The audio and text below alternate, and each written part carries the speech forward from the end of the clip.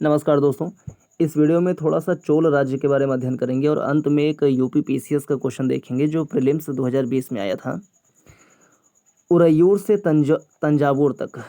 यहाँ अगर मैप में हम देखें, ऊपर नीचे बना हुआ है मैप, देखिए यहाँ पे दक्षिण भारत में कावेरी नदी के किनारे देखें तो एक शहर है उरैयूर और तट के पास में एक शहर है तंजावुर। तो शुरुआत में उरैयूर में रहते थे ये चोल, जो विजयालय चोल साम्राज्य के स्थान में विजयालय ने की, उरैयूर में रहते थे और बाद में तंजावुर आए और धीरे धीरे अपने साम्राज्य का विस्तार किया। बाद में देखें हम परवर्ती चोल काल में तो दो महान राजा हुए हैं, एक राजेंद्र चोल, एक राजराज प्रथम। तो उसमें से एक ने गंगईकोंड चोलपुरम शहर की स्थापना की थी। अब पढ़ते हैं इनके बारे में कुछ और बातें। चोल वंश सत्ता में कैसे आया? कावेरी डेल्टा में मुट्टरियार नाम से प्रसिद्ध एक छोटे से मुखिया परिवार के सत्ता थे। क्या मुट्टरियार? वे कांचीपुरम के पल्लव राजाओं के मातहत थे। एग्जाम में कभी यह आ सकता है कि चोल राजा जो थे, शुरुआती चोल राजा, वो किसके मतलब दरबार में रहते थे या किसके अधीन कार्यरत थे? तो पल्लव राजाओं के अधीन कार्यरत थे। और पल्लवों की राजधानी पूछता एग्जाम में तो कांचीपुरम थी। पल्लवों की राजधानी थी कांचीपुरम। उरैयार के चोल वंशीय प्राचीन मुखिया परिवार की विजयालय ने 9वीं सदी के मध्य में मुटरियारों को हराकर इस डेल्टा पर कब्जा जमाया। तो ये इंपॉर्टेंट है कि चोल साम्राज्य का संस्थापक कौन था? विजयालय था। और 9वीं सदी के मध्य में, कब? 9वीं सदी के मध्य में किसको हराकर? मुट्टरियारों को हराकर डेल्टा पर कब्जा किया। उसने वहां तंजावुर शहर और निशुंभ सूदनी देवी का मंदिर बनवाया। ये इंपॉर्टेंट है, एनसीईआरटी में जो फैक्ट लिखा है सब महत्वपूर्ण है कि निशुंभ सूदनी देवी का मंदिर किसने बनवाया? तो विजयालय ने बनवाया। तंजावुर शहर की स्थापना किसने की? तो वो भी विजयालय ने की। निशुंभ सूदनी देवी का मंदिर वहां पर बनवाया। ठीक है। विजयालय के उत्तराधिकारियों ने पड़ोसी इलाकों को जीता और उसका राज्य अपने क्षेत्रफल तथा शक्ति दोनों रूपों में बढ़ता गया। दक्षिण और उत्तर के पांड्यन और पल्लव के इलाके इस राज्य का हिस्सा बन गए। राज प्रथम जो सबसे शक्तिशाली चोल शासक माना जाता है, 985 में राजा बना और उसी ने इसमें ज्यादातर क्षेत्रों पर नियंत्रण का विस्तार किया। राज प्रथम राजा कब बना? 985 ईस्वी में राजा बना। ठीक है।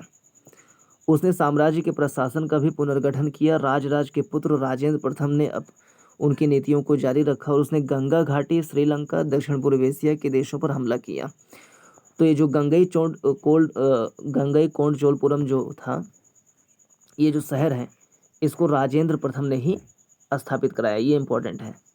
गंगईकोंड चोलपुरम शहर की स्थापना किसने की? तो राजेंद्र प्रथम ने ही इसकी स्थापना की।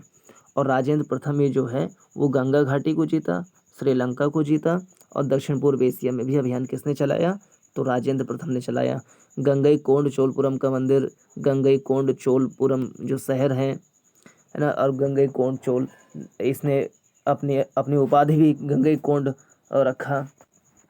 तो ये सब राजेंद्र प्रथम के बारे में है। और राज प्रथम के बारे में एक इम्पॉर्टेंट है कि उन्होंने एक मंदिर बनवाया जिसको राजराजेश्वर मंदिर कहते हैं या बृहदेश्वर मंदिर कहते हैं। ये जो चोल काल है वो भव्य मंदिर के लिए जाना जाता है, कांसे की मूर्ति कला के लिए जानते हैं इसको, और स्थानीय जो प्रशासन है, स्थानीय स्वशासन के लिए भी इसको जानते हैं। राज प्रथम और राजेंद्र प्रथम द्वारा बनवाए गए तंजावुर और गंगईकोंड चोलपुरम के बड़े मंदिर स्थापत्य और मूर्ति कला की दृष्टि से चमत्कार हैं। तो राज प्रथम ने क्या बनवाया? तंजावुर में बनवाया बृहदेश्वर मंदिर या राजराजेश्वर मंदिर भी इन्हीं के नाम से कहते हैं। और राजेंद्र प्रथम ने गंगईकोंड चोलपुरम का मंदिर बनवाया। गंगा घाटी को जीतने की वजह से इन्होंने गंगईकोंड की उपाधि धारण की और दक्षिण में गंगईकोंड चोलपुरम नाम का शहर, एक तालाब इसी नाम से मंदिर का भी निर्माण करवाया। देखिए ये भव्य एक है स्थापत्य। गंगईकोंड चोलपुरम का मंदिर किसने बनवाया? तो राजेंद्र प्रथम ने बनवाया। राजेंद्र प्रथम ने जिस तरह छत जिस तरह से क्रमशः पतली होती गई है उस पर गौर करें। बाहरी दीवारों को सजाने के लिए पत्थर की जो प्रतिमाएं अलंकृत की गई हैं उन्हें भी देखिए। तो बाहर की दीवारों में जो है पत्थर की प्रतिमाएं बनती थीं और जो छत है वो क्रमशः पतली होती जाती थी। इसे कहते हैं द्रविड़ शैली की वास्तुकला। चोल मंदिर अक्सर अपने आसपास विकसित होने वाली बस्तियों के केंद्र बन गए। ये शिल्प उत्पादन के केंद्र थे। ये मंदिर शासकों और अन्य लोगों द्वारा दी गई भूमि से भी संपन्न हो गए थे। इस भूमि की उपज उन सारे विशेषज्ञों का निर्वाह करने में खर्च होती थी जो मंदिर के आसपास रहते थे, उसके लिए काम करते थे, जैसे पुरोहित, मालाकार, बावर्ची, मेहतर, संगीतकार, नर्तक। मंदिर सिर्फ पूजा आराधना के स्थान नहीं थे वे सामाजिक, आर्थिक, सांस्कृतिक जीवन के केंद्र भी थे। मंदिर के साथ जुड़े हुए शिल्पों में सबसे विशिष्ट था कांस्य प्रतिमाएं बनाने का काम। जो पाल काल है बंगाल में, वो भी कांसे की प्रतिमा के लिए प्रसिद्ध था और चोल काल भी कांसे की प्रतिमा के लिए प्रसिद्ध था। चोल कांस्य प्रतिमाएं संसार की सबसे उत्कृष्ट कांस्य प्रतिमाओं में गिनी जाती हैं। ज्यादातर प्रतिमाएं तो देवी देवताओं की होती थी, लेकिन कुछ प्रतिमाएं भक्तों की भी बनाई जाती थी। ध्यान रहिए। कृषि और सिंचाई देखिए, एक मूर्ति है, एक चोल कांस्य प्रतिमा कितनी सावधानी के साथ अलंकृत किया गया है, इस पर गौर करें। चोलों की कई उपलब्धियां कृषि में हुए नए विकासों के माध्यम से संभव हुई। कावेरी नदी बंगाल की खाड़ी में मिलने से पहले कई छोटी छोटी शाखाओं में बढ़ जाती हैं। ये शाखाएं बार बार पानी उलीचती हैं, किनारों पर उपजाऊ मिट्टी जमा होती रहती हैं। शाखाओं का पानी कृषि मतलब चावल और खेती यहाँ पे बढ़िया होती है। तमिलनाडु के दूसरे हिस्सों में कृषि पहले ही विकसित हो चुकी थी, पर 5वीं और 6ठी सदी में आकर ही इस इलाके में बड़े पैमाने पर खेती शुरू हो पाई थी। चलिए, ये सब अच्छी बात है।